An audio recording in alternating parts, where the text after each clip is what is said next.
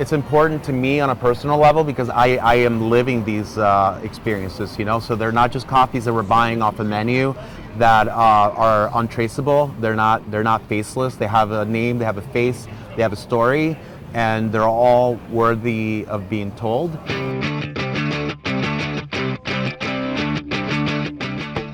Hi, so my name is Xavier Alexander, and we're located at 2021 West Fulton, and we're Metric, by the way. We're a specialty coffee roaster founded in 2013, and this is our first location. So Metric started with myself and my business partner Darko Angelovic. We had met. I used to work at Intelligentsia, and he had a cafe in Wicker Park at the time, and so he was buying Intelligentsia coffee. And sort of by virtue of that relationship, I was visiting him, and really just loved the service and loved how he approached coffee. Yeah, we started a conversation about doing something together, and the result of that was Metric around 2011.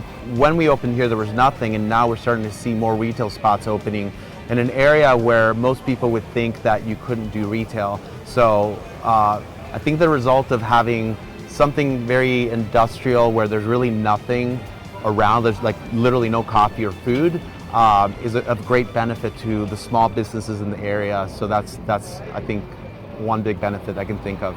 Back in 2015, I believe, 16 maybe, producer Nelson Chaves from Colombia. When I cupped his coffee in the lab, it stood out as one of the best cups of coffees that I've had, in Colombia. So sort of by virtue of being so excited and so magnetized, we took a trip down to Nariño literally the next day, and there was an instant bond, and we've been buying his coffee for the last 8 years, and it's been magical ever since. I can't see us stopping buying those coffees. Yeah, it's important to me on a personal level because I am living these experiences, so they're not just coffees that we're buying off a menu that are untraceable. They're not faceless. They have a name, they have a face, they have a story, and they're all worthy of being told.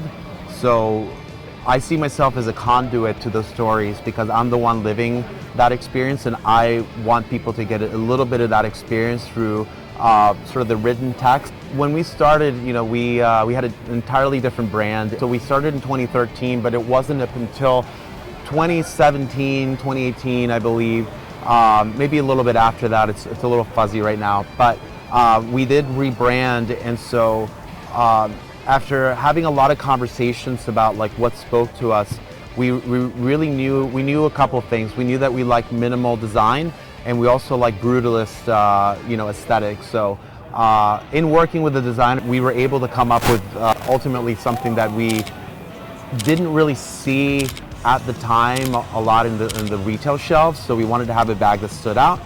And number two, by removing the coffee from it, because we understand that the public is buying coffee, so it wasn't necessary. It allowed for there to be room for the Metric name to just be in the packaging. So that was the plan.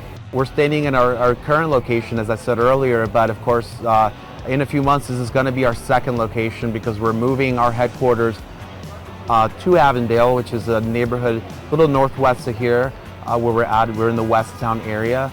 It's bittersweet because we've been here for 10 years, roasting, packaging, shipping, wholesaling. We've had a lot of, just a lot of history here, and so we're going to still keep it, so we're not entirely going to miss it, but we're excited for Metric 2.0. Which is a much bigger space. We're going to add food. It'll be an all-day cafe, and it'll embody everything we've always wanted to have in a space.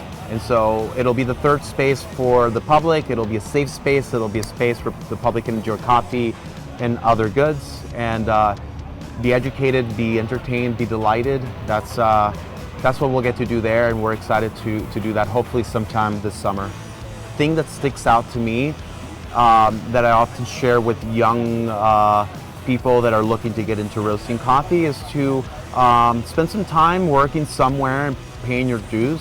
Learn how to cup. Be really invested in understanding the craft before you start buying machines, and not just sourcing coffees through importers, because the next step is understanding what's your message, what are your values, what's your mission. And if it's not evidently clear upon first sight, and what's that? Usually the bag is the calling card to the brand, so it must be present. Even if it's not implied, it should be sort of like non-verbally implied through by looking at the bag and knowing, like, I understand what these people are about. And so that could take years to develop, but it'll happen if you stick with it. Yeah.